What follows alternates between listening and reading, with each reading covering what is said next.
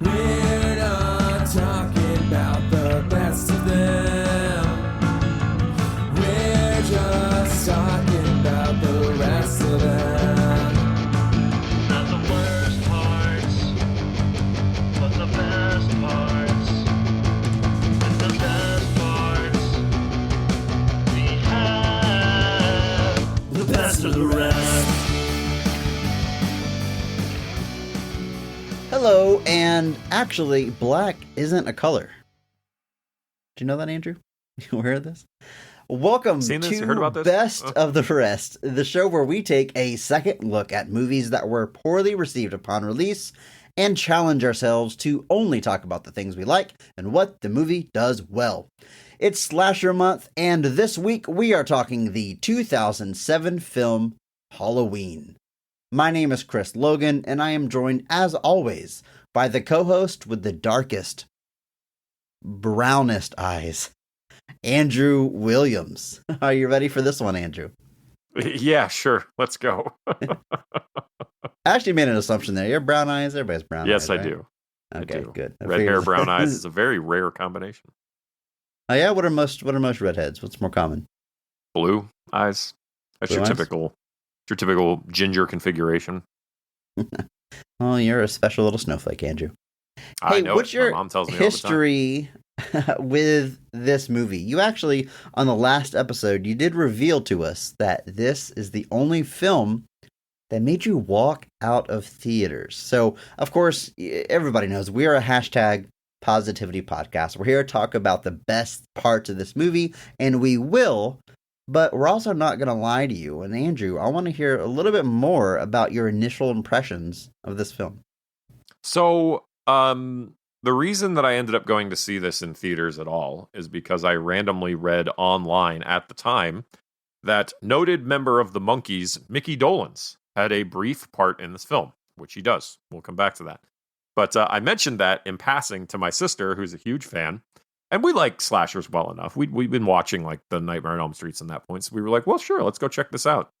And then like the minute Mickey Dolenz shows up on screen, like at the time, I don't know if I was just not in the right headspace. I just don't know if I wasn't appreciating what was happening. But like we saw him, and I was like, and I think we both just kind of collectively were like, all right, we've had enough. And we just kind of got up and left, and it was Now, hang on. very strange. I'm not familiar with the cameo, and I guess we'll talk about it. But like, how Yes. far into the movie is this? Not very. 40 minutes maybe. It's when Loomis is buying the gun. It's Okay. the guy he buys the gun from. So it's not very far in. And I don't even like, honestly, this was 15 years ago. I don't really remember a whole lot of my mindset at the time. I just remember like I wasn't feeling it. And I think she kind of just was like, all right, are we good? And I was like, yeah, sure. And then didn't really go. Eventually I went back. Like, I bought that whole box set a couple years ago, but I watched it in its completion since then, especially when the sequel was coming out, because I was like, oh, they're making another one of that. So I went back and watched it again. But yeah, I've not stayed to completion through other films, but it was not in regards to the quality of the film. Like I got called by work, or like the people I were with had an emergency or something. Like this is the only movie to date that I have like willingly given up on. And we're going to find out today why that was the wrong thing to do, folks. Yes, we are. We're going to dive in. As I said, all the best parts of this movie. Andrew, my first exposure to this movie is in some ways the opposite of what you're telling me here, because this is a Rob Zombie film, written and directed by Rob Zombie. And even though he had only done 2 movies before this, theatrical length films anyway, he had already established a style. There's a certain type of character in a Rob Zombie movie. It's shot a certain way. It's got a certain feel to it.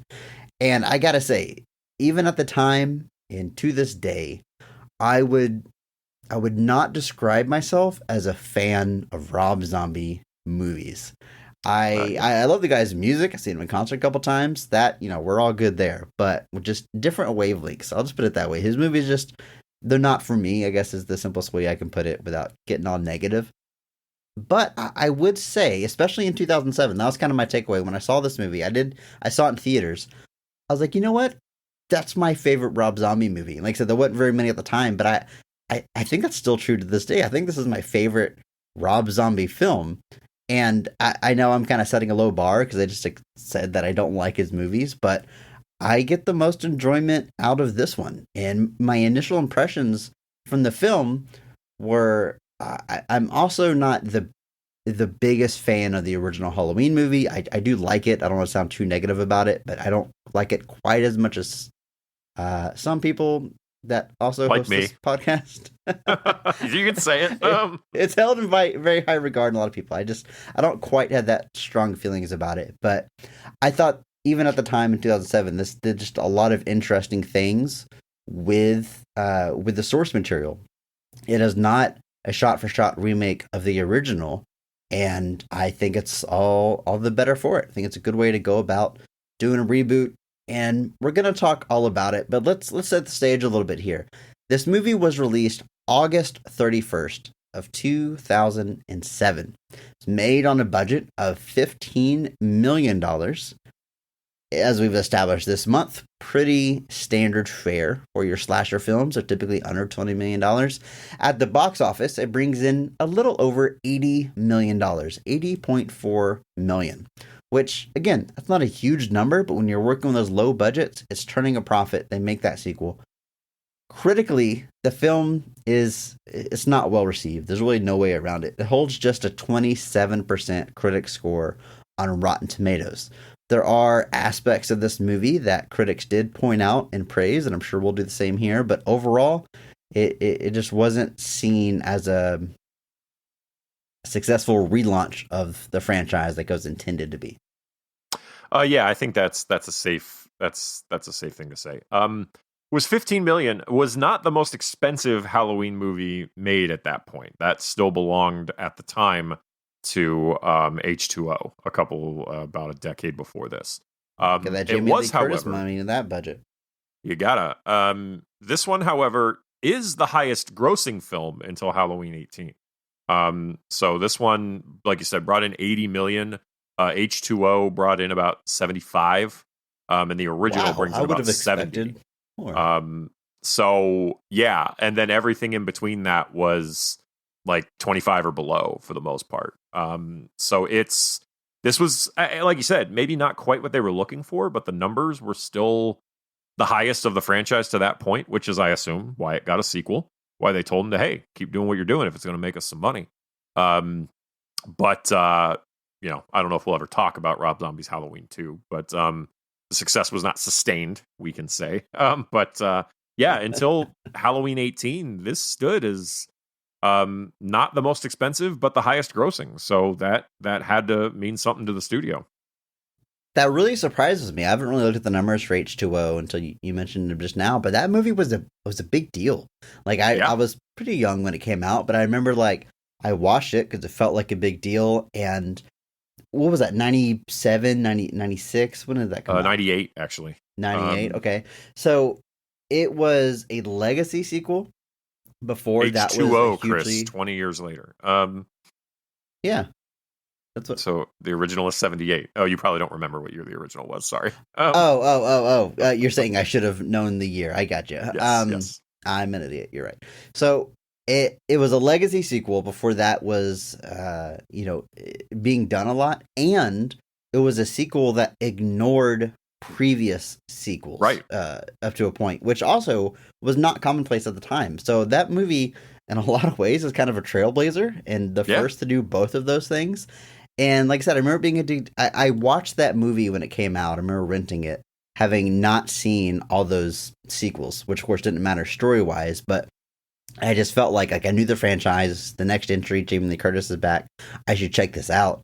And I that's the only time I've watched it. I don't remember much about it. I haven't gone back for it. But I just, like I said, it was a big cultural moment. Like Jamie Lee Curtis coming back to Halloween. Slashers had this 90s revival. I don't know. I thought it would have grossed more money.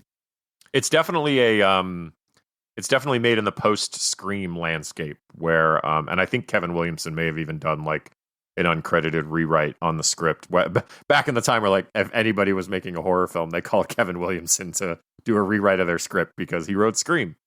But I am actually kind of surprised by those numbers too. But it's Halloween is just, like I said, until Halloween 18 did not have a single installment that grossed over $100 million worldwide. Stupid title though. H2O. I mean hashtag PP, but that's Water. It's not That's quite. water. I still know what you did last summer, but it's pretty bad. Yeah, it's water. Like I get Halloween, 20 years.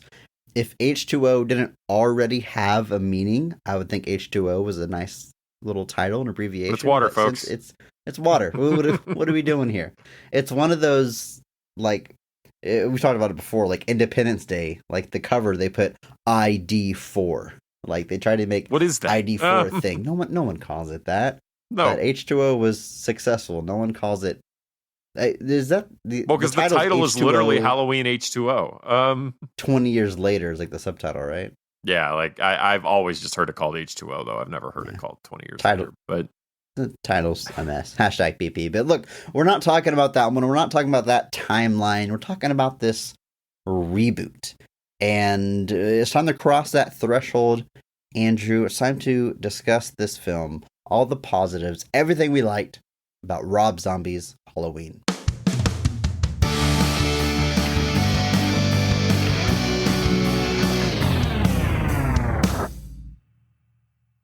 Ten-year-old Michael Myers is introduced to psychologist Samuel Loomis after displaying disturbing behavior. After Myers murders 4 people, including his older sister and stepfather, he is locked away in a psychiatric facility for 15 years. During this time, his obsession with masks continues to grow, and he refuses to speak. When Myers escapes, Dr. Loomis immediately knows where Myers is heading, the home of his younger sister and her adoptive family. After Loomis confronts Myers and is subsequently killed, it's up to Michael's younger sister Lori to stop his killing spree. A story most people are familiar with a little bit of extra flavor in there. I think it's a yeah, good way to look at this movie, right? Yeah, by and large, our narrative, you could say the narrative bones are, by and large, following the beats of John Carpenter's original, but we definitely stop to flesh out a lot more of young Michael here. But yeah, overall, not really trying to tell a completely different story, but trying to tell it in a different way. Yeah, I said in the intro, I think this is the way to do a reboot. Last month on this podcast, we did Reboot Month, so we got to talk a lot about what makes a good reboot, what should be your goal, and I think this is checking all the boxes, right? I mean, it's telling the story, because it is a remake of the original, but it definitely has its own approach and its own way of going about it. It adds scenes, it adds backstory, it does something different, and regardless of if you like it or not, or like it more or less than the original, that's not really the point. The point is it's doing its own thing. And first and foremost, if you're doing a reboot or remake or relaunch or whatever term you want to use, you've got to make it your own. And I think no one would argue that Rob Zombie doesn't do that. Yeah, this is a Rob Zombie movie through and through. I don't think there's any question about that at the end of the day. Right. For better or worse. Well, first thing we're going to do is talk about the cast of this film, as we always do, starting with the high point with the best casting, best performance of the movie. Every episode, we'll recognize one person who goes above and beyond the call of duty, that they actually elevate the quality of the entire film with their performance. We recognize that person by giving them the Mark Strong Award. Andrew, go ahead and kick us off. Who gets your Mark Strong Award for Halloween? I got to start right at the top, man. I'm giving it to Malcolm McDowell as Dr. Samuel Loomis. I think this was a great choice for this role. Obviously, Donald Pleasance played Samuel Loomis for 5 of the movies, and then his version is still even being recreated / featured in the new ones. So obviously that performance is very iconic. But if you've got to do it, I think Malcolm McDowell is one of the best people you could have chosen for it. I think he's got, not that we see too much of it here, but, McDowell is, an actor known for bringing a little bit of, what's that word I'm thinking of, Chris? Gravitas. There it is. And he can play sympathetic, he can play cold and menacing, he can play anything. I mean, we've whether it's Clockwork Orange or whatever, you've seen Malcolm McDowell do pretty much every single piece of the spectrum. And bringing him in as Loomis, I think, was a really good choice. I think he's got a lot to work with here as they definitely expand out the childhood of Myers and makes Loomis a big part of that. So sparing, not holding the black isn't a color speech against him. I think he's doing a great job, and I can't fault it. So I got to go with him as my Mark Strong. Black isn't a color. Whenever he says that, it took me back to cringed. My back threw itself out from cringing so hard. It was that. It's like your high school. It's like your weird middle school friend that's like, black isn't a color, dummy. It's like, shut up. Actually, you have 4 fingers and a thumb. Yeah, only like specifically when you're looking at like the light spectrum. Light. That's when black qualify is no black that way. But black is a color, people. Look, hashtag PP. In regards to pigmentation, black is the presence of all color. So, Loomis, you're a doctor of, I'm guessing, psychotherapy. Stick to that. It's metaphorical, Andrew. I don't care if it's metaphorical, Chris. Let's get back on track a little bit here. Like I said, Donald Pleasance playing this role in the original series is iconic. In a lot of ways, it's the most iconic performance in the franchise. I mean, you could Jamie Lee Curtis as Laurie Strode, but really, what she does, it's very important. She kind of like establishes like the Scream Queen template that gets used for decades on.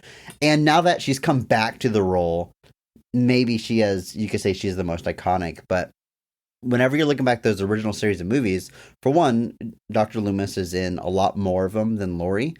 And two, like Laurie's performance, like if you're looking at like famous quotes from the Halloween series, you're not quoting Laurie Strode. No. You're thinking of Dr. Loomis describing Michael Myers and describing his eyes and that, that gravitas that he also brought to the role.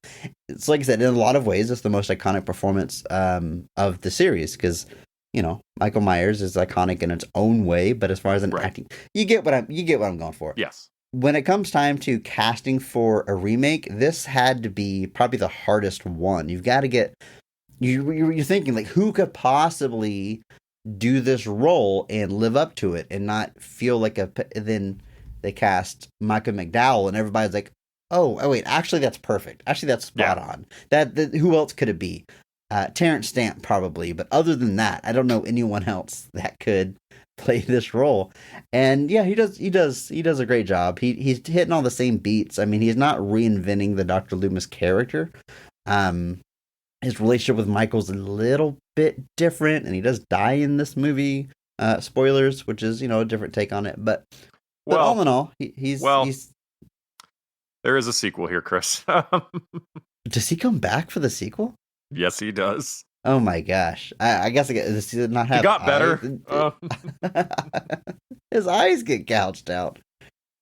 It's just a little bout of death. Who doesn't get over that these days? Okay, well I'll watch the second one. So he doesn't reinvent the character, but he nails it, and it doesn't feel like an impression of the original, but it lives up to it. And Andrew, it's a great pick for Mark Strong, is what I'm getting at here. I really like that pick, and I think a lot of people would agree with you.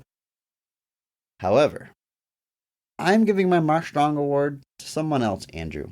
Uh-oh. We've already talked a little bit about how this movie's, in my opinion, its biggest success is what it does differently than the first movie. And the key to that is the first half of the film when we see a young Michael Myers, which he had seen very little of in the previous version of this.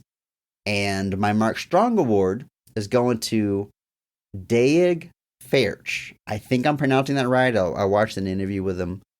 That he plays young Michael Myers, 10-year-old Michael Myers, and he does a phenomenal job. Now, by nature of the script, he's only in a little less than half in the movie, but he's got all the key scenes there, obviously, and it's, in my opinion, the most important part of this movie because that's what it's it's the new take that Rob Zombie is doing. It's the new original scenes and backstory, and it's all anchored on this kid actor, which historically it's a risky move because you don't always know what you're getting with kid actors, but the kid nails it. He's so good. For the beginning of the movie, we're seeing a lot of the creepier stuff, like he kills his pet and he's mean mugging people, and he's got a bully that he's gonna fight and eventually kill, and he got this horrible home life, and you're getting like this like disturbed, angry, violent little kid, and he's doing a great job with that. That's the part I expect. But then there's this twist after he does all these murders and he's in the psychiatric facility where he's just a normal kid, and his character, he forgets that he did it, or at least it leads you to believe that he forgot, and he's just talking to his mom, wondering how the family's doing, wants to go home, and he feels like a lively, cheery 10-year-old kid. And the range for this kid to play both versions of Michael Myers and do them both so well it's rare, and I think he does such a good job of it.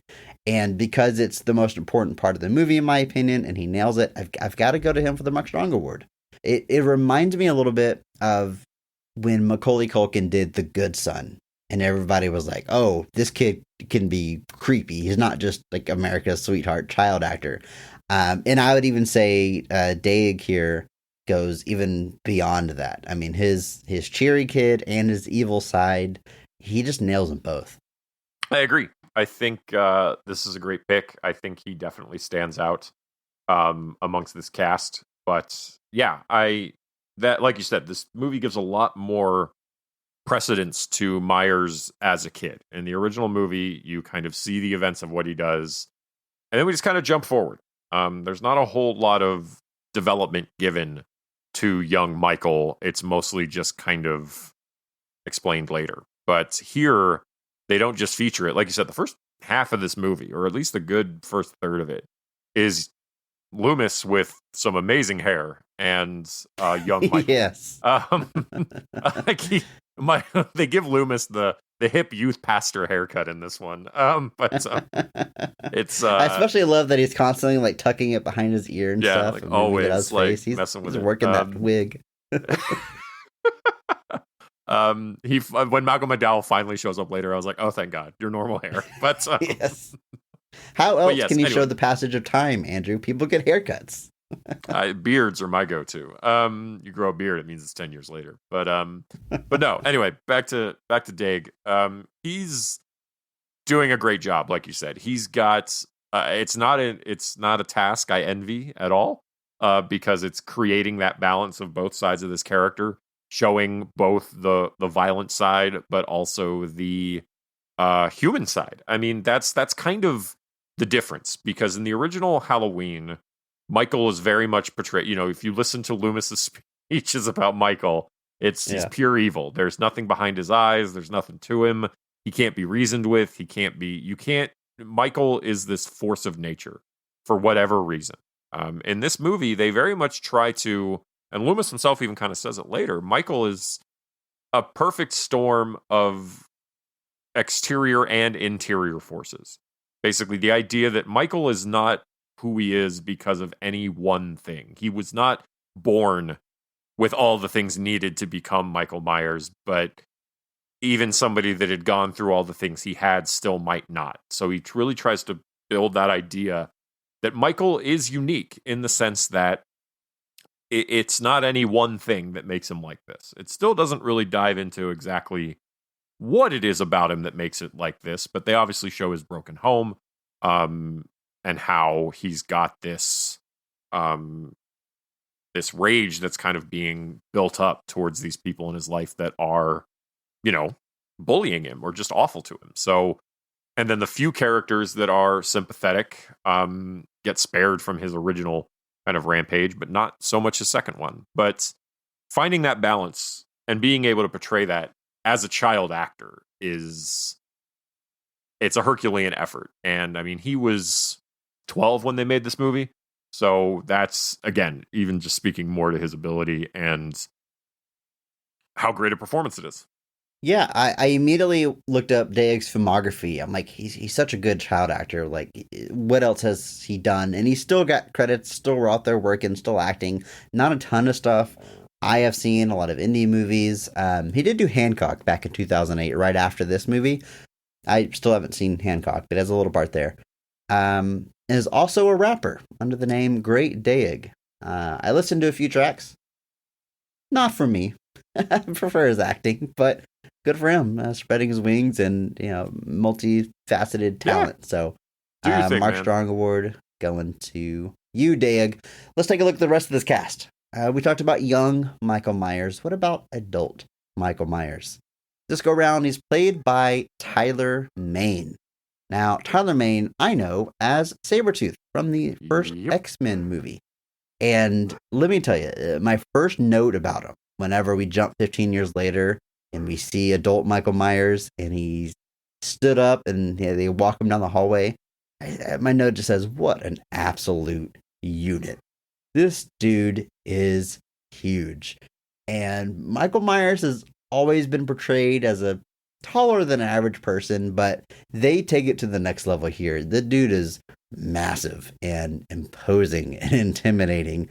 And Tyler Mane, his entire performance is in that presence and that slow, deliberate walk and a little bit of work with his eyes. And I think he nails all of it. Just a fantastic Michael Myers.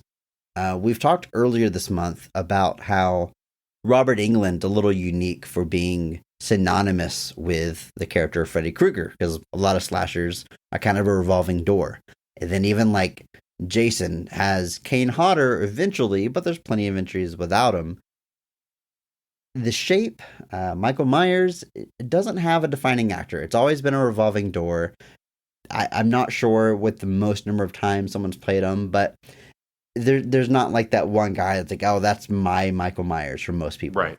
But I think this is, granted, it's only 2 movies. We know what happened in the franchise here, but like, it would have been strange to not have Tyler Mane come back for number 2. Right. Because I think this is truly a performance, unlike some of maybe the other entries you see in slasher movies. But I think he really makes it his own. It's a great job. Good stuff. I agree. This is, we talked about it with The Nightmare on Elm Street, that, part of that series' lasting legacy is just England is Freddy. It becomes a synonymous performance, whereas Jason and Michael, to that degree, just don't really have people that recur. To this point, George P. Wilbur plays him in 4 and 6. And that's really the only instance to this point of somebody playing Michael more than once. So Tyler Mane was the first person to play him twice in a row until now, where James Jude Courtney plays him in the new trilogy. So I assume those 3 consecutive appearances give him the most. But Nick Castle, who did play him in the OG, does provide he does something for Michael with the new ones. I know he doesn't play his physical form, but he does something. I don't know exactly what it is. But even so. Nick Castle isn't the only person to play him in the original. It's a team of like Yeah. 2 or 3 people. So There's a guy that does it unmasked, and then there's Nick Castle that plays him in the mask. And so it's always been a fairly collaborative effort overall. But Tyler Mane, like you said, he's, if I can say, Chris, he's a bit of a brick house. But yes. And Tyler Mane is just like, it's such a weird career that he's had, because he does wrestle in the 90s. He's a pro wrestler. He's in All Japan Pro Wrestling for a while, where he's in the world's their version of like a tag team tournament. They're in a league there. And in 1990, his team won an award for like the newcomers, but it was his wrestling name was Skywalker Nitron. That is the most like pro wrestler name generator name I've ever seen. Skywalker. He had a little Nitro. bit of a time. So he was in All Japan for a while, but he ends up retiring by 96. He was in the UWF for a while. He toured A in New short Japan. stint in WCW I saw there. He was actually going to be in a tag team with Vinny Vegas, who would later go on to become Diesel / Kevin Nash. And when Diesel left WCW to go to WWF, that kind of left him in limbo. But Man, he that is a power. Those are both very large gentlemen. yeah, His build stats. I mean, it's pro wrestling and it's build. He's billed as 6'9", 295 pounds. that's Even terrifying. if he's 6'7", 6'8", I mean, that's crazy. Yeah, that's nuts. So yeah, not a whole lot of successes. Like I said, he did win a championship in the UWF, which was kind of a brief other wrestling company in the mid 90s, but then he kind of starts shifting towards film and television, with X-Men kind of being his breakout, if you know, such as it is. And that leads to the back-to-back performances here. But like you said, I think he makes it very unique. I think he makes it his own. Like you said, he finds a way to kind of approach it in a way that, you know, nobody else had really gotten to do at that point. Kind of being the whole version of adult Michael from start to finish. And yeah, I think it's a great performance. Not minding at all that he got to come back and do it again. You know, I understand why he's not being used for these sorts of, you know, the new movies or anything like that, just because that Michael's supposed to be older, but wouldn't have had any problem at all with his version of Michael continuing on for a while, just because the dude just nails all aspects of it while not speaking, which is impressive. Alum of our very show, Brad Dourif, plays Sheriff Brackett. Now we get a chance to talk about Brad back on our Alien Resurrection episode. I really liked his performance there. I like his performance here, and I talked a lot about his performance as Billy in One Flew Over the Cuckoo's Nest, which was his first movie, and it's just insanely. I mean, the dude came out swinging. It's an insanely good performance. Also, maybe most known by people these days as the long-time voice of Chucky. So no stranger to slasher flicks before this movie. But as far as his character here, Sheriff Brackett, he does a good job. He's the sheriff in a slasher movie. It's either going one of two ways. You're either the hero who's chasing the killer, or you're the guy that's like, no, we don't have our problem here. We don't need to go after him. And he's a little bit more of the latter here. He's a bit useless as a sheriff. Doesn't really believe Loomis's warnings about what's coming, and then a lot of people die because of it. So not a guy you want to cheer for, but Brad Dourif kind of has that quality, doesn't he? Yeah, a little bit. Pretty much everything he's in. You're not really rooting for him. Yeah. He's a great, like, I really like when I think he's a really good actor. I think people don't necessarily recognize it a lot. You know, we talked about One Flew Over the Cuckoo's Nest. I think I mentioned Eyes of Laura Mars on our last episode, but like, obviously Child's Play, he's just he's actually in the first Child's Play, right? Like, he's the dude, and then just keeps playing the voice as time goes on. I think so. I haven't seen the first Child's Play in a long time, but he's got another bit part in Exorcist 3, which is another horror sequel I think is super underrated. Obviously, if you haven't seen Exorcist 3, I highly recommend it. It's very good. But he actually, ironically enough, I don't know if I mentioned this to you, I watched Urban Legend the other day. And he has a brief part at the beginning of that movie that he's ultimately uncredited for. But I actually love it because it is a subversion.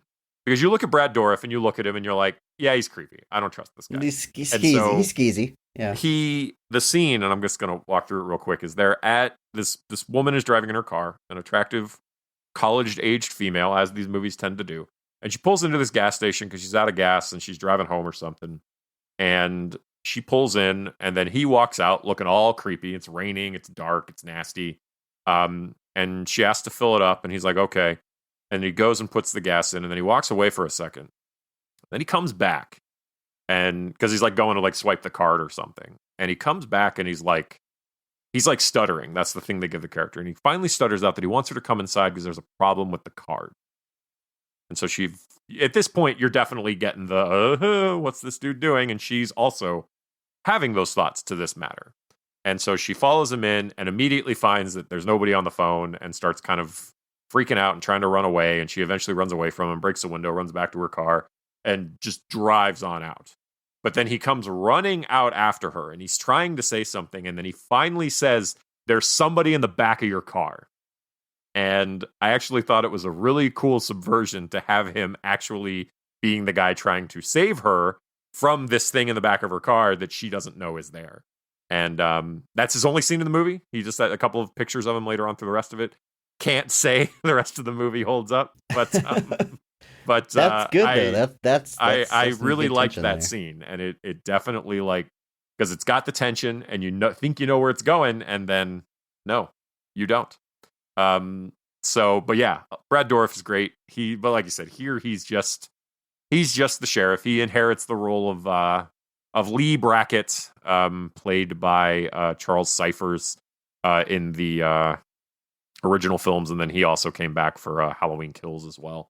But yeah, not a whole lot for him to do here, but I'm never sad to see Brad Dourif on my screen.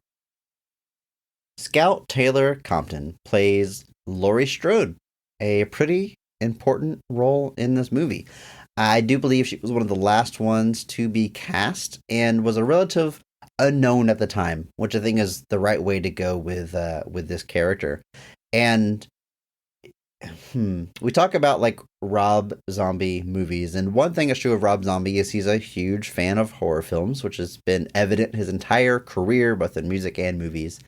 And he definitely, this feels very much like a throwback to like the original Scream Queens. Her role is to be a normal child, and then whenever she's being pursued by the killer, scream constantly, and boy, can she scream. She nails that aspect of it. But I do want to recognize those first parts where it's just her hanging out with her friends or talking to him on the phone.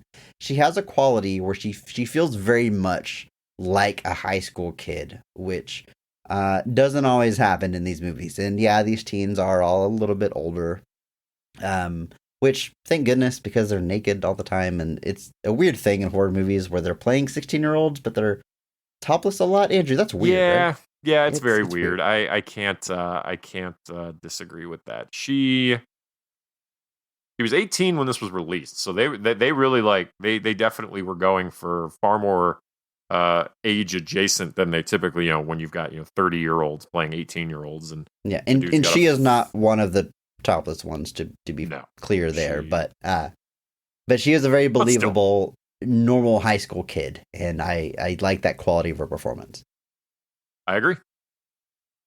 Andrew, as we've said, this is a Rob Zombie movie. And it's not a Rob Zombie movie without Sherry Moon Zombie, Rob Zombie's wife, playing a character. In this go-round, she's playing Deborah Myers, Michael Myers' mother. And I'm making jokes about how she's always in his movies, and she is, but she does do a good job here. I don't want to make it sound like she's an obligatory casting and that's necessarily a bad thing. The beginning of this movie, Andrew, we've talked about it a little bit before we started recording, but like, I texted you when I started watching it. I'm like, oh, this is much more of a Rob Zombie movie than I realized.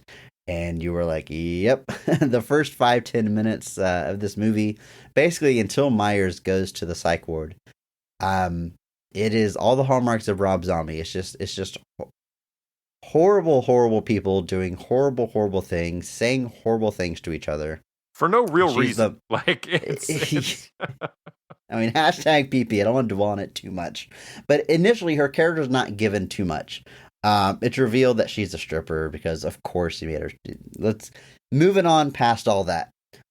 I really like her performance once she starts visiting Michael when he's in the psych ward. I'm going to talk a lot about these scenes later when we get to them, but she really gets to be like a loving mother, obviously very distressed mother. I mean, she just went through a horrible tragedy.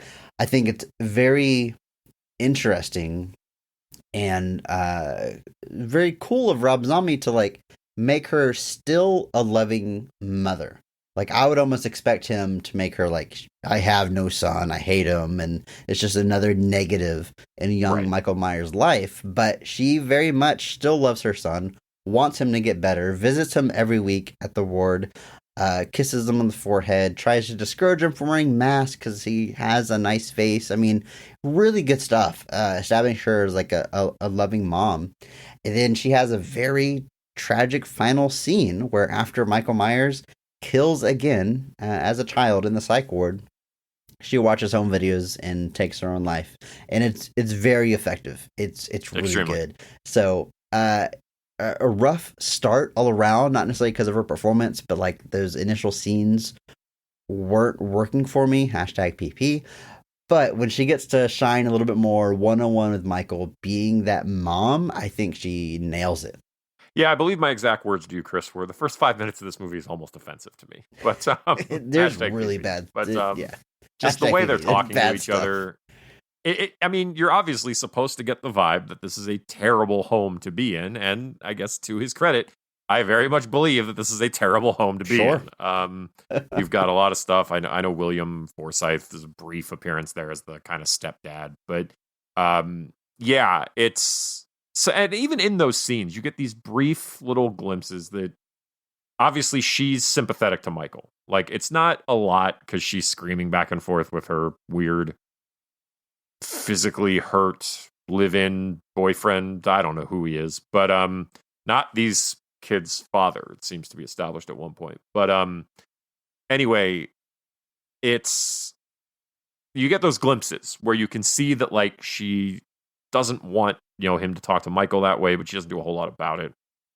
And just with him there, it's a bad environment. And then later, like you said, at the psychiatric hospital, she gets a chance to actually kind of be his mother without any of the complications or without any of the other issues. And yeah, I mean, Sherry Moon Zombie's on-screen credits are pretty much exclusively Rob Zombie movies for the most part. But here, she really that's not true, Andrew. Also, Rob Zombie music videos, to be fair. My mistake. She is also in a Tobe Hooper movie. Toby Hooper. He remade the Toolbox Murders, and she was in that too. But either way, she actually gets a chance to shine here and kind of show some range and really get to kind of pushes that idea that Loomis mentions that it's not any one thing that's making him Michael Myers, because in this moment she's being his mother, she's supporting him, she wants him to get better. Like you said, she brings him the picture of him and Lori and is like, hey, just thought you might like to have this picture because it's a really nice picture of the two of you. And you can see just how distraught she is at what he ends up becoming. And yeah, it's a great performance. I actually do like it a lot. Like I said, her presence here is much higher than it was otherwise. And yeah, does a great job. That's most of our key players. Andrew, you mentioned William Forsythe as the character Ronnie White, who's their live-in boyfriend, stepdad, horrible human being. Yeah. Which credit to William for making him make us hate him so much. But dude is just a journeyman character actor since the late 70s. Popped up at tons of stuff and does a good job here being a total slimeball. Also want to do a quick shout out to Hannah R. Hall, who plays Judith Myers. This is Michael's older sister, the one that he murders in the beginning. So important character, but obviously because of the story, not a lot of screen time. But she played a young Ginny in Forrest Gump, which I thought was interesting. So that is interesting. We've probably all seen before and does a solid job here with her limited screen time. I agree. Few other shout outs I wouldn't mind. If you have a moment. I do want to shout out Danielle Harris plays Annie Brackett in this film. She actually is oddly returning to the franchise. She played Jamie Lloyd in Halloween 4 and 5 when she was very, very small. She was actually 30 when they made this movie, playing a high schooler, but to her credit, she looked the part still, because she was making Halloween 4 and 5 in the late 80s. So she was very young then, but got to come back and play Sheriff Brackett's daughter, who, despite meeting a grisly fate more than once, also does come back for Halloween 2 as well. But just thought it was cool that they found a way to bring her back in. Also, I did mention Mickey Dolenz he's credited as Derek Allen. I can't imagine that his name is ever given in this movie, but he plays the guy that sells Loomis the gun he takes with him to Haddonfield.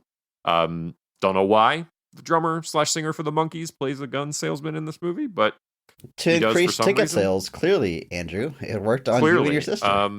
I guess. Who knows how many more dozens of people across this country. And then a couple others. Daryl Sabara, who I like from a couple of movies I've seen him in. He plays Michael's bully, basically. He was in that one with Robin Williams, World's Greatest Dad. And I've seen him in a couple of other things. Clint Howard, Ron Howard's brother, shows up as a doctor. Danny Trejo. I actually do really like Danny Trejo's performance in this movie. Yeah, that's a solid shout out. He plays kind of a janitor slash facilitator slash kind of worker at the psychiatric hospital who is very good to Michael the entire time he's there. He treats him with sympathy. He tries to be careful and gentle with him when the new guy is being really abrasive to Michael. He's the one that says he needs to cut it out. Unfortunately, these mean nothing to Michael at the end of the day, and Michael very brutally murders him. But was just a bummer to see that. There's a bunch of bit parts in these movies filled with people that show up in other movies. Dee Wallace, who was the mother in E.T., plays Cynthia Strode. Just a weird cast that if you genuinely go through every single one, there's some oddly big, well-worked names in the movie. And but yeah, those are just some key ones I wanted to shout out. But otherwise, a pretty tight group at the core of this movie. Yes, it is. And let's talk about the scenes of the film, starting with the high point, with our favorite scene of the movie. Andrew, in your opinion, when is this movie firing on all cylinders? What is the best scene in Halloween?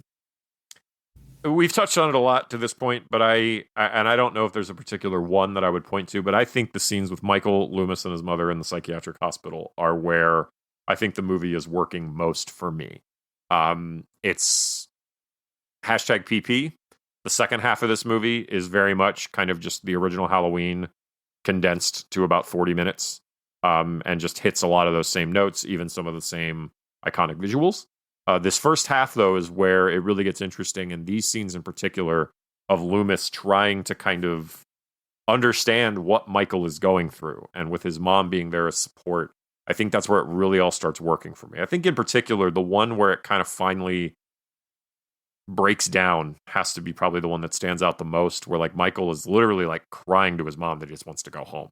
He doesn't like being here. He doesn't want to keep being here. He wants to go home. And his mom kind of tells him, she's like, I can't take you home. It doesn't work that way. It's not going to work that way. I can't do that. And she tries to give him the picture of him and Lori, and he's very unresponsive to that. And that kind of begins his not speaking. It seems like that's kind of the fragile moment where he finally kind of breaks and he stops talking. And then, like I said, after his mom gives him that picture, that's when he attacks the nurse. I assume he kills the nurse.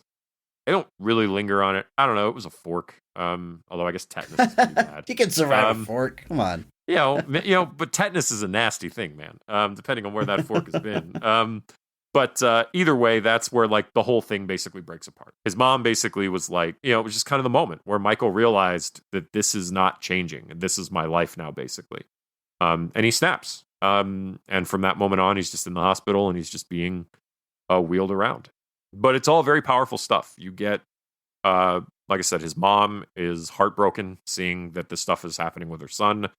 And there's a sense of blame. That's, like I said, her ultimate demise. That she knows that she feels like she could have done more for him, which she could have. I mean, that's probably the point. But, she can't. She ultimately grapples with that. Loomis is seeing his own methods not being successful. And ultimately, like we said, the Daeg himself is doing a fantastic job here, really portraying the pain that this kid feels at, because you're that age, there's a confusion as you feel things and as you do things. You're still at that point where like you can't sort this out, and that is a very tough thing to portray, but he does it well. And so these scenes in particular are, we think the movie is really shining at trying to give I don't like to put it this way, but a lot of times when I watch remakes, I get to the end and the phrase in my head is that did not justify its own existence. It's so similar, or it's so the same script almost, or beat by beat, that I kind of get to the end and I'm like, I don't really understand why we did that. These scenes here are showing me why we're doing this. And it's just really good stuff. Everybody's performances are great. The pacing, the unfolding of the action, the way it all kind of builds to that crescendo is all really well done. So I have to give credit to Rob Zombie. He wrote, directed all this, did a great job here. But yeah, I think that kind of culmination and Michael's kind of final break is where I think the movie is really, really hitting its stride. I agree. Also, my favorite scenes of the movie, and like I said, it's not one specific scene, it's sort of this montage and series of scenes, but it's a very particular part of the movie where it is just totally working for me. Especially after that intro we've already talked about, but like once we start seeing these interviews between Dr. Loomis and young Michael, and Michael's not talking like a disturbed little kid, he's talking like a normal 10-year-old. It's so good. And whenever, I mean, if you had told me before this movie came out, and I'm sure these details were out there, that Rob Zombie's remaking Halloween, but he's doing like an origin story and the backstory of Michael and young Michael and how he became Michael Myers. I mean, on the one hand, like I said, at least you're doing something different, but you've got to be thinking in the back of your mind, well, that goes against the appeal of Halloween and Michael Myers. Like he's a force of nature. He's pure evil. He has no motive. That's what's so good about him. And I think this movie with Michael Myers, the character, it gets to the same place. It just does it in a different way. So rather than being a blank slate where there's no reason for it, he's just evil, it gives you all of these pieces, but they frustratingly don't put together. And at the end of the day, the only answer is, well, he's just evil, right? But you've got like this broken home, this family life, but his mom loves him and he loves his little sister, and he gets this picture, and like, is there hope for him? Does he love Dr. Loomis? Does he love his little sister?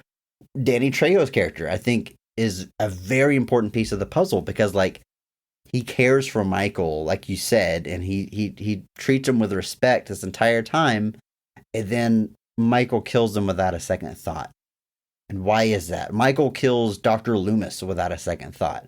He tracks down Lori at the end, and is he trying to reconcile with her, be nice to her? Is he trying to kill her? We don't really know. Like we still end up with this mystique of Michael Myers, even though we see all these scenes in the beginning. And I think that is super impressive on the part of Rob Zombie. Like I said, we got to give him credit for writing this.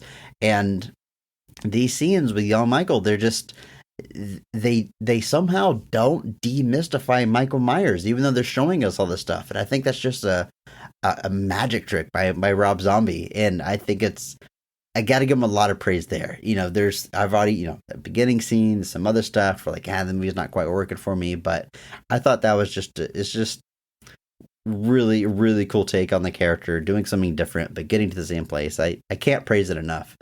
But these scenes are the key to all that. And Daeg's performance, like I said, I really like the scene where he's walking outside with his mom. They're just going on a walk, and he's wearing his mask, and she pulls it off his face. And she's like, why do you wear that mask? You don't need to do that. And he tells her repeatedly, put my mask back on. Please put my mask back on. And like the obvious way to do this, quote unquote, would be him to like freak out. I need my mask, put it back on, and scream and stuff. And he doesn't do that. He just very calmly, he's uncomfortable, like you said, in a way that kids can be at this age. He's just uncomfortable without the mask on, and he's pleading with his mom to put it back on. And it's just, it's very unique to this movie. And yeah, favorite scenes, totally working for me. I really like this segment of the film. I agree. But like you said, those scenes are all great. But like you said, they all kind of arrive at that same idea that Michael is just evil. The scenes with Laurie later in the film are interesting because it does start with this notion that Michael is trying to reconcile with her. Because like he takes Laurie. He doesn't hurt Laurie originally. I think she gets knocked out.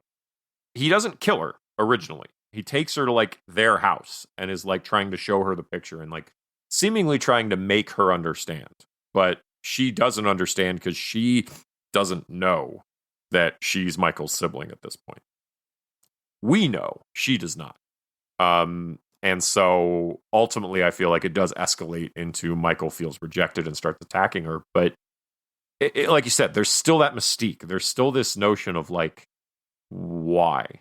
But it's a longer path to the same result, but the path there to me is very interesting. I'm not going to say that the original Halloween misses having sequences like this, but I do think it makes this movie stand out, become its own thing.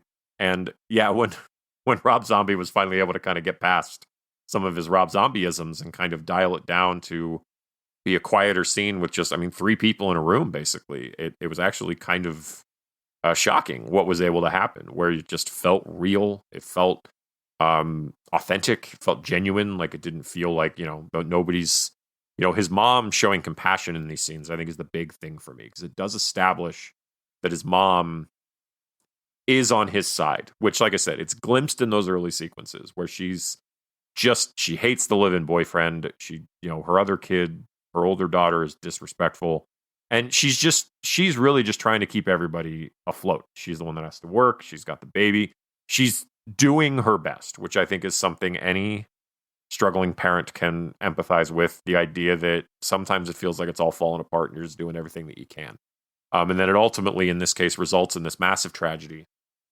And like you said, even in the aftermath of that, she's still standing by Michael trying to help him. And that's not stuff you saw in the original. And like I said, it makes this unique. It makes it stand out. And it makes the character, to a degree, sympathetic. That is until he kills Danny Trejo. And then my sympathy is gone. Because I honestly didn't remember if he killed Danny Trejo or not. I couldn't remember. Yeah. And I thought maybe he didn't. Like, it was going to be a thing where they like had a standoff and Michael just like walked away. The whole, if there's a weird dude in your office, buy him a candy bar so that when he loses his mind, he doesn't kill you. But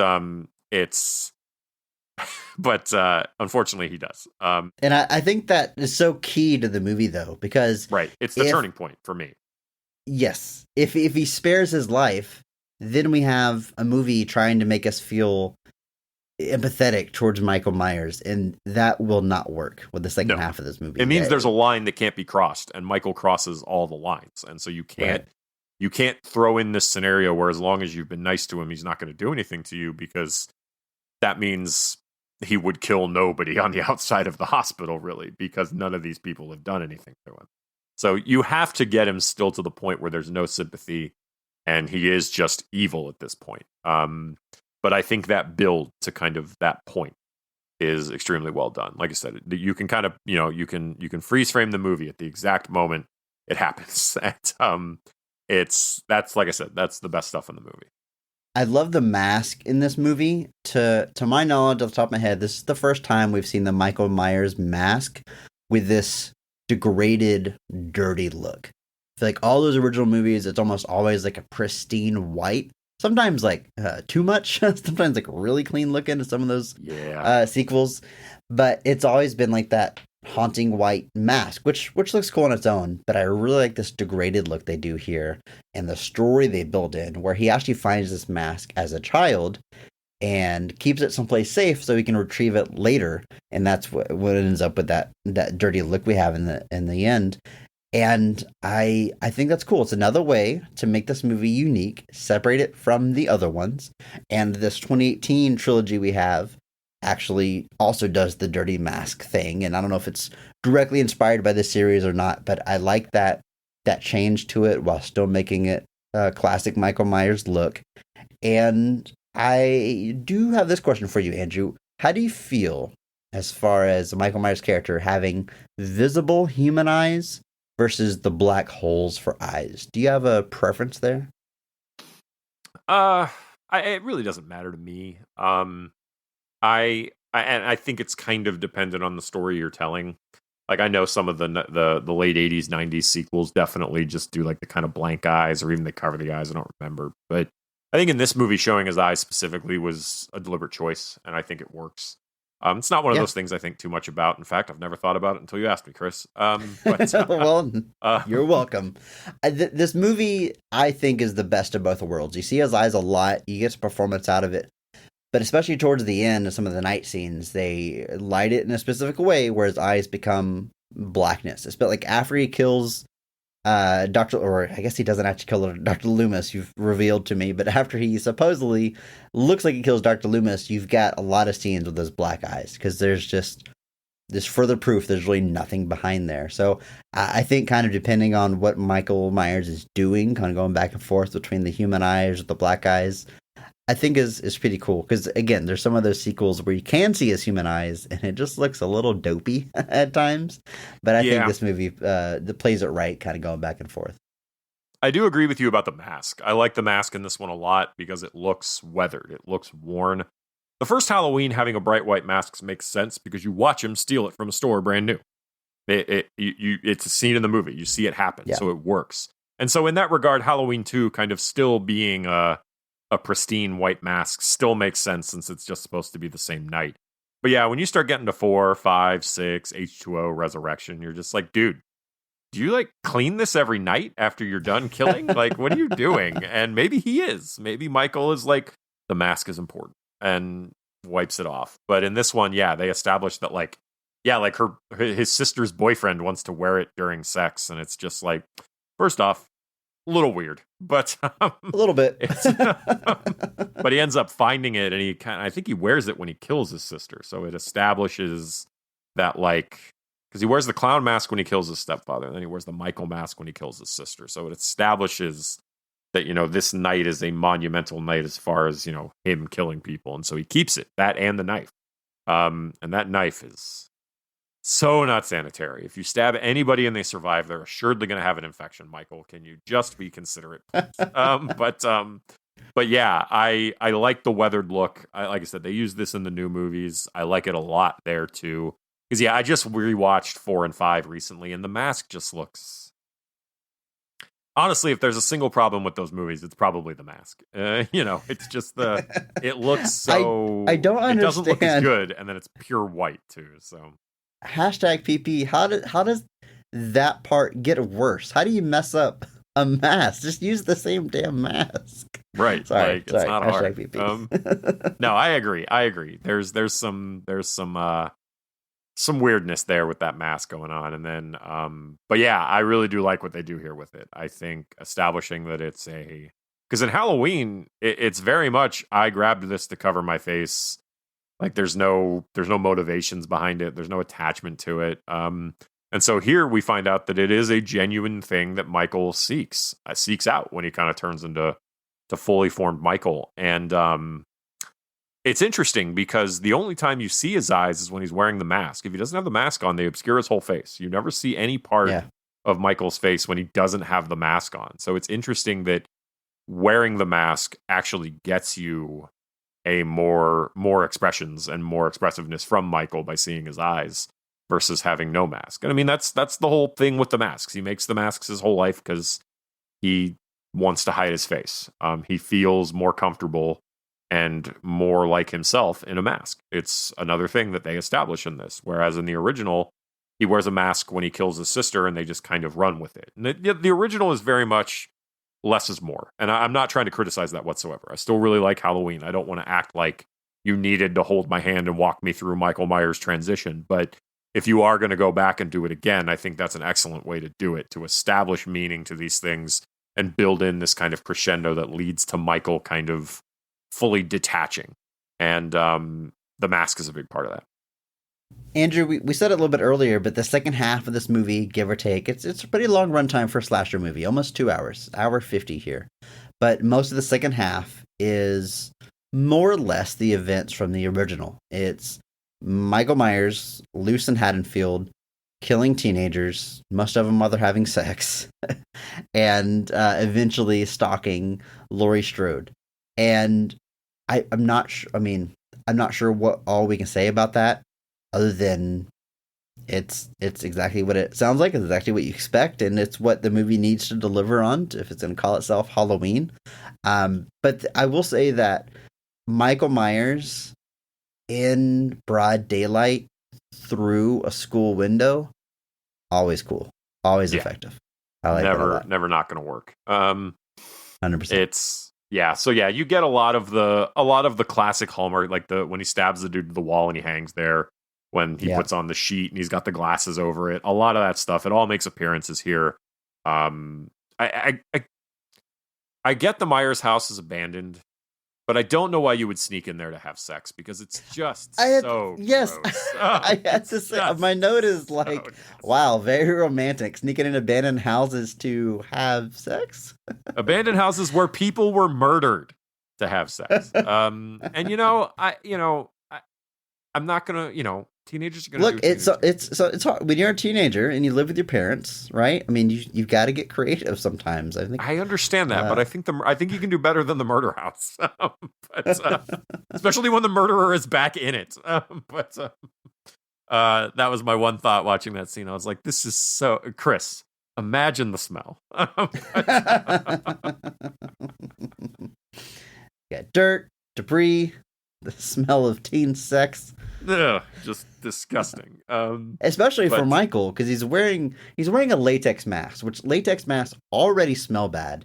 They don't age well. So the fact that this has been buried under those boards for 15 years, that's gotta smell horrible. And I'm sure Michael Myers doesn't bathe properly. I mean, we're dealing with people probably smell Michael coming before they see I was gonna say they smell him coming. It's like, oh, there's that smell. Time to go, folks.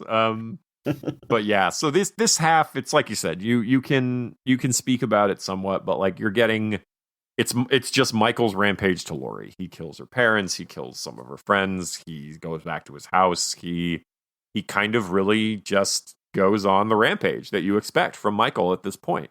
And it's sufficiently brutal. He is making sure these people, by and large, don't get back up. But there's a lot of his victims like feet twitching and toes curling. Yep. I always, anytime a movie does that, I'm always like, I don't know if this is accurate. I assume that's what a body would do when they're slowly being killed or have blunt force trauma, but it always, to me, feels like, oh, this feels real. This is a little unsettling, and they do that a lot here. They do, and then there's a lot of screaming. People scream in this movie so much. That's it. Rob Zombie's Halloween, now with 40% screaming. But it is... There's a good amount of fighting back in this movie that I like. And I'm not going to sit here and tell you, like, oh, this is the feminist version of Halloween. I wouldn't go that far. But there is, like I said, a lot of these friends, they're topless and getting murdered topless. But one of them, she is topless, but she fights back. Like, while she's running around naked, but she's, like, fighting them back. She gets a knife of her own, and eventually, I don't remember if does she die? No, that's the sheriff's daughter. Sheriff's daughter, right. Yeah, that's Danielle Harris. She gets pretty she's the one that, like, when Laurie runs into the house, she's still alive. And when the sheriff runs into the house, she's still alive. But it is revealed in the sequel that she does survive. Okay. So I like that. And then Laurie, of course, fights back when Michael shows her the picture and takes his mask off. Another thing I thought was interesting. And, of course, we, the audience, don't see his face. But we just see, like, his long, stringy hair. Yeah. He's buff Rob Zombie, right? I feel like that's like Rob Zombie put himself in here, but like a really buff version of himself with that mangy hair he has. But Laurie fights back. She acts like she is trying to help him. Then she grabs his knife and stabs it in his trap, which is brutal. And I love. I mean, yeah, Michael Myers isn't the good guy. You're not rooting for him, but he gets those badass moments that I always like. Pulling the knife out of his own back to use it against his victims. Such a cool move. Yeah. I don't know. You're more of a Halloween historian than I am. Is this the first time he's done that? Because he does it again in Halloween Kills. And I really like that part of that movie. But that's just such a baller move to take the knife out of you. He might have done it before. I'd have to check. But that's awesome. Did he do that in Halloween or Halloween 2? I can't remember. I don't remember. Halloween 4 and 5 I just watched and are still kind of a haze. Halloween 6 with Paul Rudd. Liz and I are going to have to fit that in before Halloween because it's a tradition now. But yeah, that's just, it's the classic, just shrugging off what should be a mortal thing, and it just makes him feel so much more awesome. But yeah, I'd have to check to see if we've done that before. I feel like we have, but I don't know. And then Laurie, and Andrew, maybe this is sacrilege, I'm sorry. The original Halloween, I've always kind of not liked that Laurie isn't the one to push him out the window. And it's like someone else that shows up and saves her at the end. Because I've always felt like Laurie should eventually get the upper hand, even if it's by luck.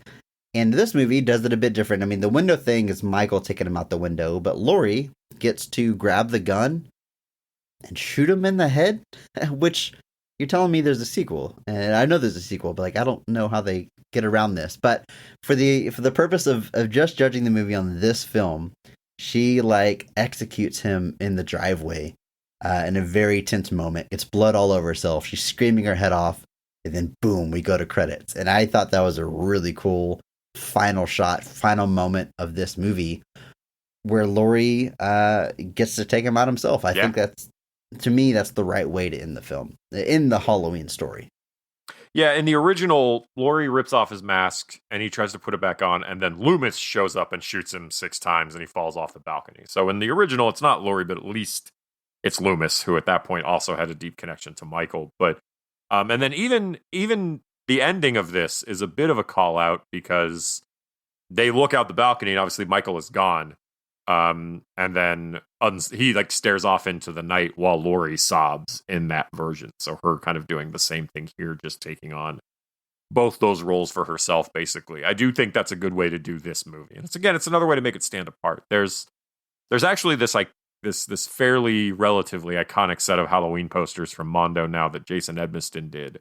And it's the one where like Michael is like breaking into the closet and he's got the knife. And then the and reverse shot of Laurie. But then there's that reverse shot of like Laurie on the ground with the knife, and you can still buy from Jason Edmiston the one with Laurie on the ground with the knife. But I'll be honest with you, I don't like it. I don't want the image of Laurie on the Halloween poster to be when she's like weakness and like terrified. Like that just doesn't. Yeah. That doesn't seem. I don't want that.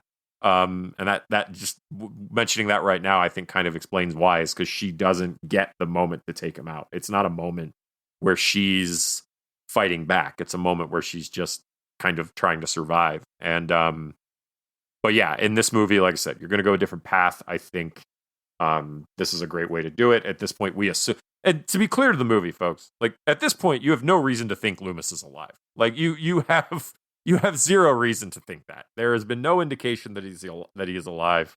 The only way you know that really is that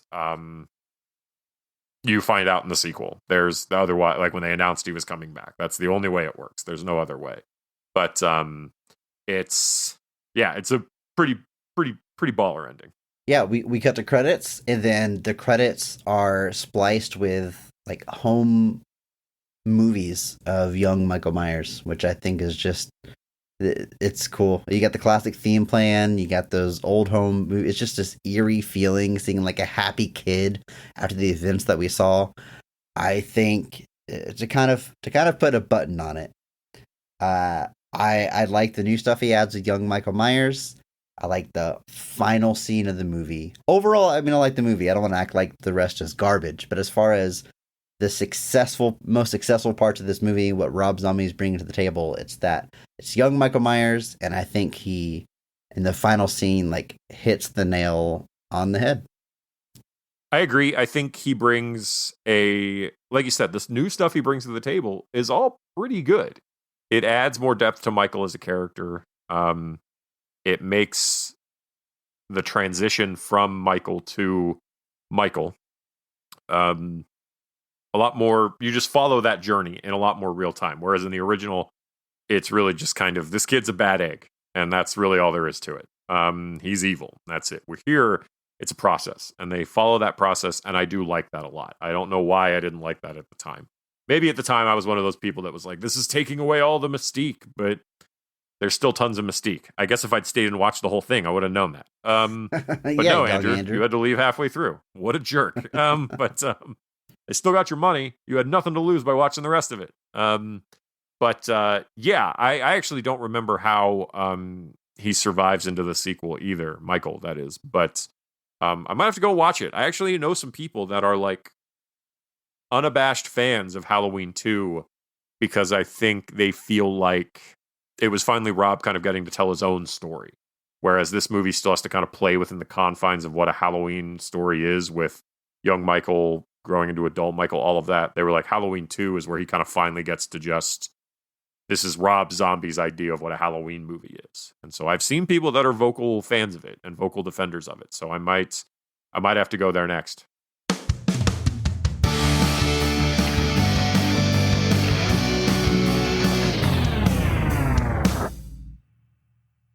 Well, Andrew, spooky month is coming to a close. Slasher month has ended. This was fun though. I love horror movies. I love slashers. I'm sure it's a category we'll revisit in about a year, but it's been fun. It has. Call it a hunch, but I suspect we will go back. As we have announced in our Discord, next month, the month of November, is James Bond month. Every single episode in the month of November is covering a different movie from the 007 franchise. What we are doing is covering a poorly received entry from each Bond actor. At least the actors that played the character multiple times. So we're going to be covering Diamonds Are Forever, starring who, Andrew? That's Sean Connery. A View to a Kill. The Last of the Roger Moores. The Living Daylights. Which is the first of the Timothy Daltons. Die Another Day. Which is one of the Pierce Brosnans. And Spectre. Which is, as we know, the penultimate Daniel Craig Bond film. Now, that one I did know, because I've seen the Daniel Craig series, but Andrew, that is the only James Bond series that I've seen. I have not seen a single other 007 movie at the time of this recording, and I'm going to try to watch them all in between the movies that we're covering as well. So I've got a lot of movies ahead of me, but I'm excited to finally dive into this historic, famous franchise. But of course, before we get too far ahead of ourselves, jump into all this James Bond stuff, we got to take care of question of the week. And this week, our question is coming from the one and only Mike Lynch. And here's what he asked in our Discord, Andrew. It's a bit of a thinker.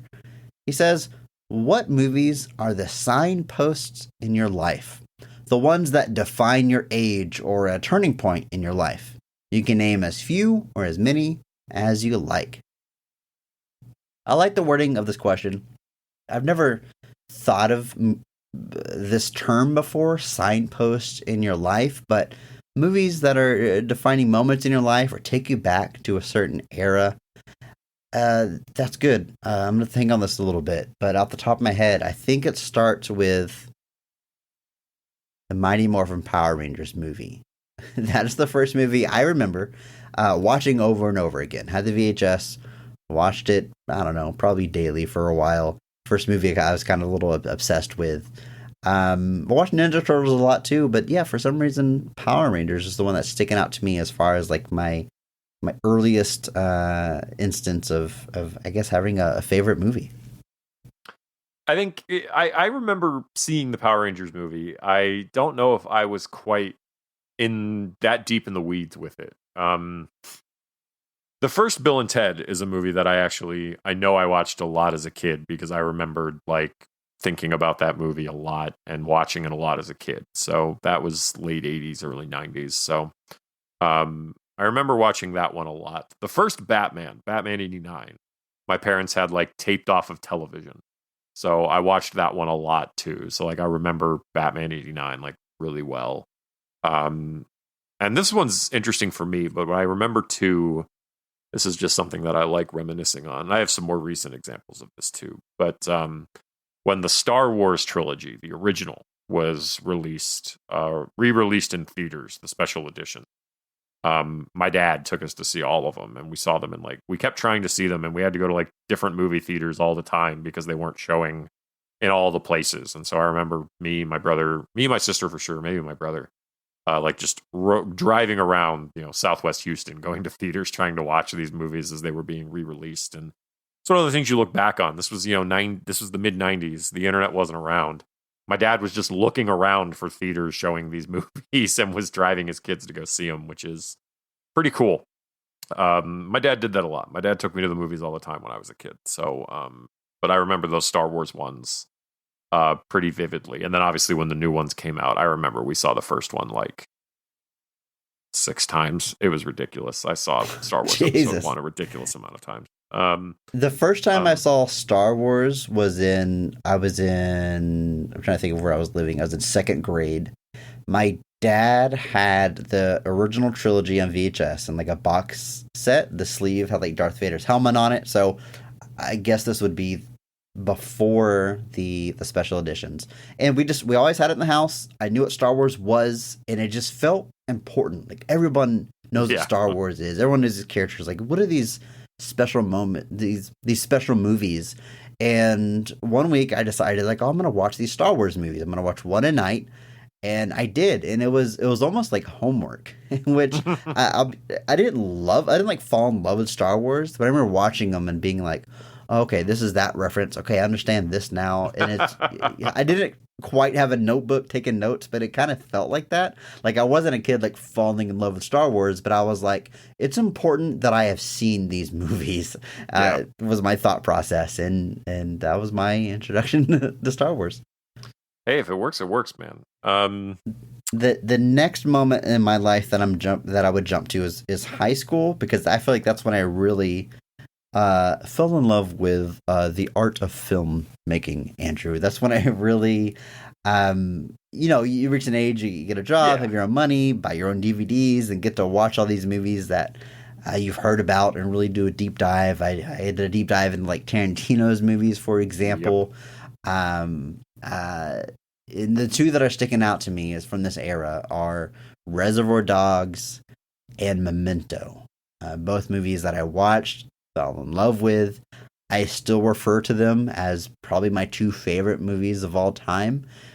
For one, because of the quality of the film, and for two, because of the point in my life where they hit me.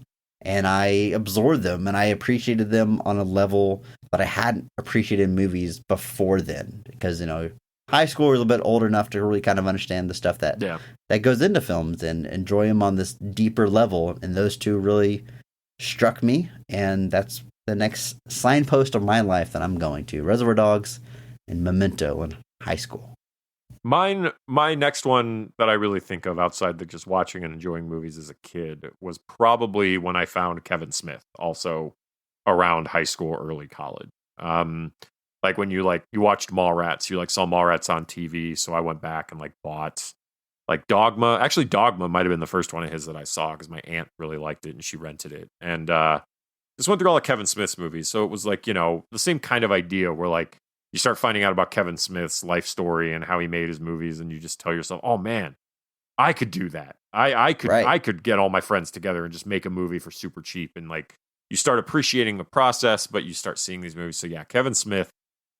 As I exited high school into college, I remember when Clerks 2 came out. Me and my friends, we were amped. We watched all of his movies over the course of the weekend. Then we went and watched Clerks 2, and we were stoked. And so I think Kevin Smith really is my next big signpost. He was just I had the friends that were Tarantino guys, and Tarantino's great. I came around to it, but Kevin Smith was really the thing where I was like, oh man, these are the movies I want to make. Me and my friends just doing cool stuff. That was it, man. Yeah, I mean that's kind of a lot of the appeal for me and falling in love with Reservoir Dogs and Memento, because that's just it's just a good script, right? And then you grab a camera and you execute, and it gives you that feeling, like you said, that anyone can do this. Not in that it's crappy and anyone can do it, but anyone driven enough and talented enough has the ability to do this. And that is, I can only imagine how young people, high school kids feel falling in love with film these days, because now you can, Patton Oswalt said this, and this was even a few years ago, it's only become more true, that you can use your iPhone to film a theatrical feeling movie. The technology and Steven cameras Soderbergh did and that, software available. It sounds like a very Steven Soderbergh thing, so I would believe that. But yeah, the camera on your phone is probably better than the camera it's absolutely better than the camera that shot Citizen Kane or things like that. It's right. It's higher quality. It's the same idea that the phone in your, or the computer in your phone is more powerful than the computer that sent people to the moon. But we've reached this point now where anybody can make a movie. Clerks, when it was produced, cost $27,000. You could make Clerks now for $27. You could make that exact same movie for almost no money, and it would look better. It would not be on black and white grainy film. Your sound, it's become, the technology has become so, like I said, your phone, like you get a mount for your phone or like a tripod for your phone's got a greater camera than most things out there, especially now that I've got my Pixel 7 Pro, patent pending. Look at you. Look at you.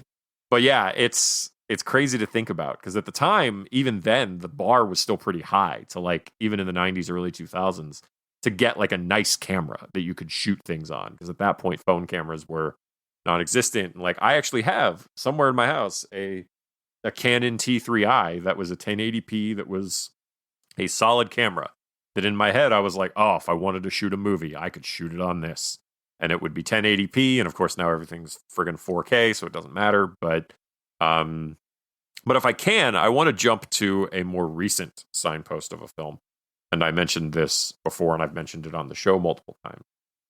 Is a movie called The Secret Life of Walter Mitty. And I've mentioned this movie before, but you're going to hear me talk about it a little bit more now.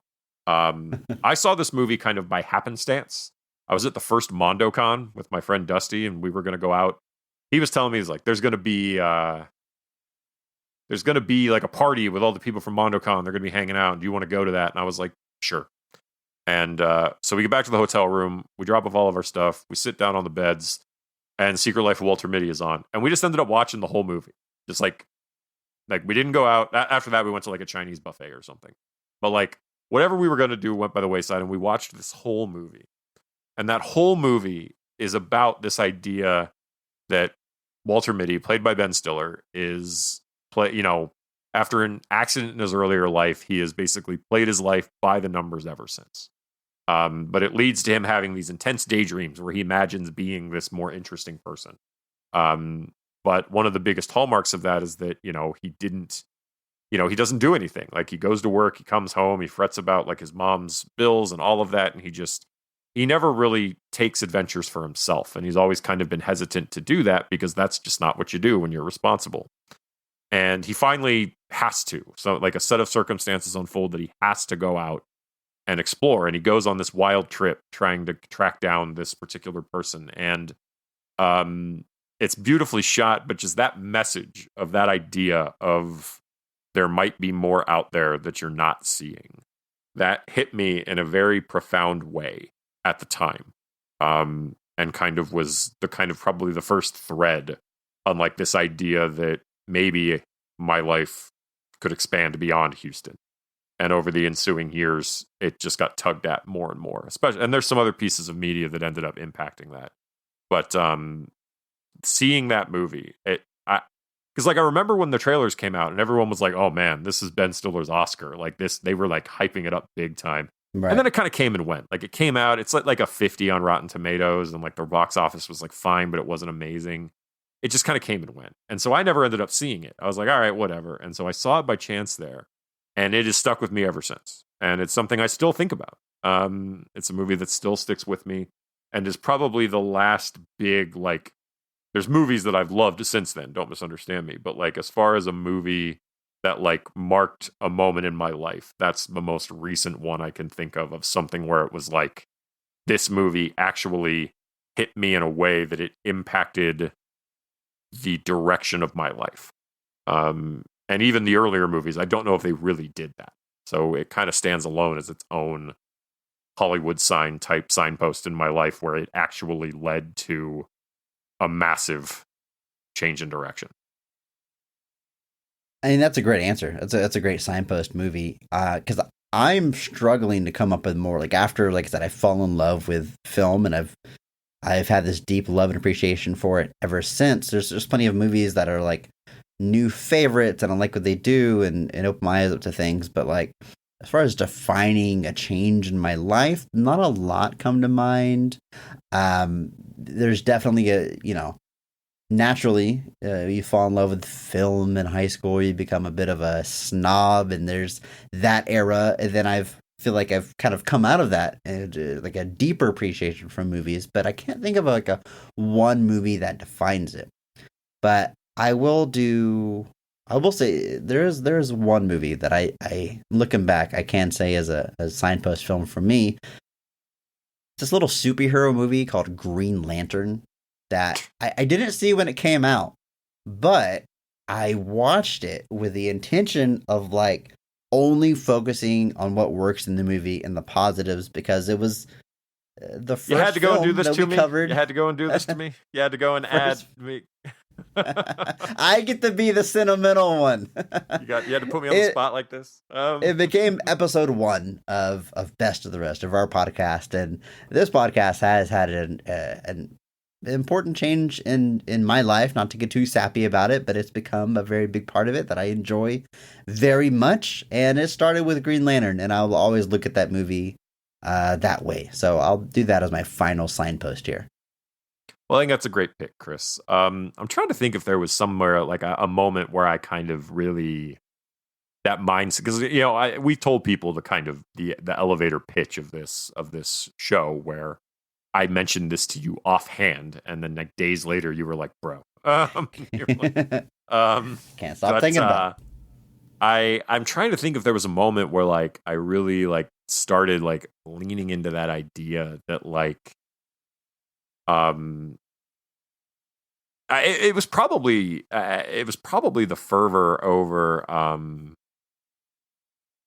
like Last Jedi was probably part of it, and then kind of later I think it kind of got cemented even by some things that I didn't like, but I saw people enjoying them, and I was kind of like it caused me to stop and be like, well, wait, did I miss something? And that was kind of like when the whole notion of just like, well, a movie's going to mean different things to different people. And like, just because I didn't enjoy it doesn't mean that like I need to write it off. And it became this genuine mindset of like, you see those people where somebody posts about enjoying something and then they jump in and they're the ones that are like, well, this is really, I've been seeing this a lot with She-Hulk. I've not actually finished it, but I've seen that post where like I have posts about seen all of She-Hulk. It's my favorite Marvel Disney Plus TV series. I loved it. It's great. Go watch it.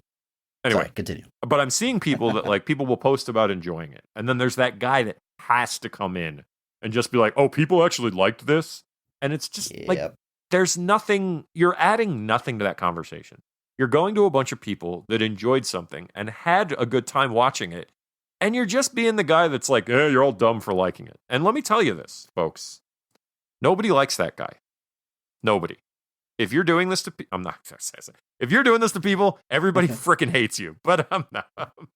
Don't have to go that hard. But just that idea. Look, Andrew, there's been times when I'm sure I was that person to someone. Oh, yeah, me too. I've got no doubt about it. Absolutely. There's, like, when the Twilight movies are super popular, and it's like, that's not real movies, that's garbage. Those aren't vampires. Yeah, and it's but who cares? Like, who cares? Who cares? Yeah, at the end of the day, like, the world is on fire, folks. If somebody gets enjoyment from something, don't try and take it from them. Because like I said, no one likes it. No one's going to enjoy it. And everyone's just going to kind of look at you differently. Like, the way I describe it more often than not is I am a recovering movie snob, where like I very much was the snob who was like, oh, that's not, watch Bela Lugosi's Dracula if you want real vampires, folks. And it's like, great, good, nailed it, Andrew. And like you leave with like a smug sense of satisfaction. You're like, yeah, I told them. Like, but no, you just rained on somebody's parade for no reason over something as, I say this kindly, as dumb as movies. Like, 100%. Yeah, who cares? If things are bringing people joy, unless it's actively hurting someone else in the process, that's there. You don't need to add your 2 cents. That's actually probably the bigger lesson is sometimes the bigger lesson is what not to say versus what to say. That's a great way to put it. Like, I don't think my opinions about film and movies have necessarily changed, or my tastes. They've evolved a little bit, but it's more that like I've let go of the need to tell people my opinions on every single movie that they bring up if mine is different. And I think The Last Jedi is actually a great example, because that when you started this, that came to mind as well, because that's the first time. Like, I've always enjoyed discussing movies, and that includes like internet discourse and jumping on Reddit or whatever, Twitter, and talking about movies. Like, it's something I've enjoyed. But like, I remember The Last Jedi. Like, I saw that, freaking loved it. It's my favorite Star Wars movie, and I just the discourse around that movie I don't feel the need to jump in and talk about it and give my two cents. If someone hates it, I don't want to jump in and tell them why I love it. And I just like, I let it go. And I was like, I love that movie. Like I just said, it's my favorite Star Wars movie. And if you want to like write me a paragraph about why it's garbage, I have no interest in reading it. And that's fine. Well, and that's my the thing opinion of too, the movie, you know, is I can tell you right now that if you write a whole long diatribe to somebody who enjoyed something about why it's bad, number one, and with a bullet, they're not going to read it. Because why would they? Like, why would they want to read a takedown of something they got enjoyment from? And again, don't interpret this as you can't discuss things. But if you want to do that, and this is something else that I've really tried to embrace and inhabit too, is thinking about, like, you know, if you didn't like something about Last Jedi, and I talk about how I liked it, you can ask me a question. That's going to get a discussion, and that's going to get me to bring up my points. And you can bring up some counterpoints maybe, but at that point, it's an actual discussion versus you just coming in and saying it's dumb and you're dumb for liking it. There are ways to have discussions. When you act like objectivity is on your side, that's when you lose me. Right. Like, I think the movie's great. It's actually a bad movie, and this, and this is why. That's not a discussion. That's you trying to prove your opinion is right, and that's the most boring way to talk about films. There is a comic book writer I follow on Facebook, and it drives me nuts because he speaks about things like that. He's like, objectively speaking, this is a narratively flawed movie. And I'm like, first off, you keep saying the word objectively. I don't think it means what you think it means. Like but he does that about a lot of things. He tries to break narrative stuff down into these simple steps. And if you don't check those boxes, he will say it doesn't function as a narrative. And I'm like, okay, I disagree. Now what? Like, okay, like you're not, but like you said, you're not inviting a discussion at that point. You are being didactic. You're standing on a soapbox and you're telling me that not just am I wrong for enjoying this, but it's bad. And that just, I'm going to go back to it. Nobody likes that guy. Nobody likes that guy. Now, you may agree with that guy in that case, but eventually it's going to come out where something you don't agree on, and you're just going to find it exhausting. Because that's all it is at the end of the day. It's exhausting. And I'm in an age now where I'm like, I don't need to quantify my enjoyment of things. Like, you like you said, when you're in high school and you're really getting into film, you really can go hard on that idea that, like, oh, well, I like this because it's real cinema. Or like, this is an auteur. Like, he's got something to say. That idea, that whole thing of just like, it's movies that have a message, they have a meaning, there's a point, all of that. Nobody cares. Like, don't throw your weird stuff on me. I'm at a point now where sometimes what I want to do is sit back and watch Weekend at Bernie's. And you know what I don't want? I don't want you telling me why it's dumb. I know it's dumb, but I want to watch it anyway. Don't tell me. I think we've said what we need to say. We can wrap it up here. But what I would relate it to is most people, like adults, I think have come to this. They have this growing moment in life where, like, you've been in a situation where, like, you want to vent to somebody and just get things off your chest. Like, everybody can relate to that. And then most people have also been in a situation where someone else is venting, and you start trying to, like, give them solutions, or why didn't you do this? And, like, you think you're helping them, but that's not helping. And then everyone has this growth moment where, like, wait a minute, when I'm in that situation, I just want to vent and be heard. And you realize people aren't always asking for a solution. They just want to vent and hear their side. So what I'm getting at is, like, if someone isn't asking your thought, it sounds silly to apply it to movies, but it applies to everything. If someone's not, like, asking your thoughts on it, don't feel obligated to throw out, word vomit all of your negative thoughts about the movie they love, or even vice versa. Like, if they're not trying to engage in a discussion, don't feel like you have to throw it out there. Sometimes less is more. Sometimes people honestly aren't looking for your opinion. And maybe this doesn't apply to everybody. Maybe not everybody went through the snob phase that we did, but I think a lot of people did, and a lot of people can probably relate to that. So there's some good life advice for you out there. But great question, Mike Lynch. Signpost movies of your life. I think we've got a few out there. I love the wording of that. I love the concept of that. I want to hear your signpost films. Even there in our Discord, some people jumped in with they started answering this question with their signpost films of their life right there in the Discord. So if you want to join that discussion, there's a link to our Discord in the show notes. It's free. Come and join us. Come and join these nerdy conversations that we have about film and other things. Learn what movies we're covering ahead of time, so you can leave your thoughts to be read on the episode. And you know what? While I'm asking you to do things, head over to Apple Podcasts. Leave a review for this show, just like Tickle Fluffy did. Here is our review, our 5-star review from Tickle Fluffy, who says, an internet oasis. I like that. They say, even though it seems easier to tear a bad movie down, Best of the Rest showcases the best intentions of the filmmakers. The hosts have a great banter, and the show has my favorite new thing in podcasting, the Mark Strong Award, which showcases the best acting in the film. Some movies have obvious MVPs, but the Mark Strong Award can go to anyone in the cast bringing their A game. Give the show a listen. The positivity might just feel good for a change.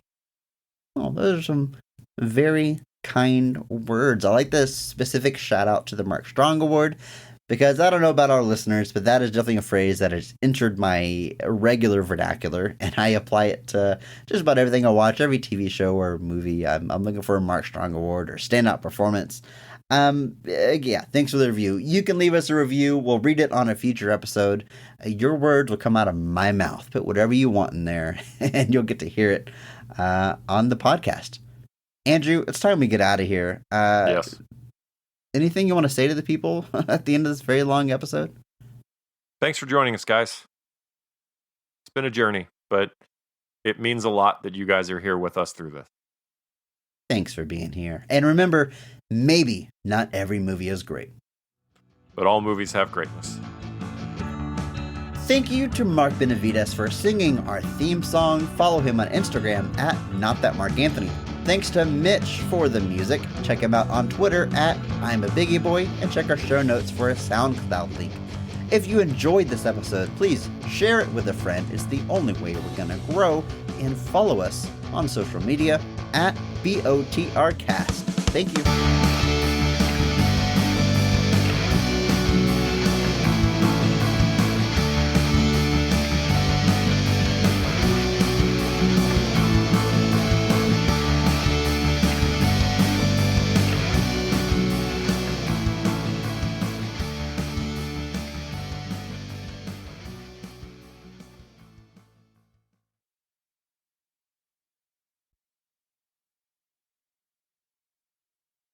What's that word I'm thinking of, Chris?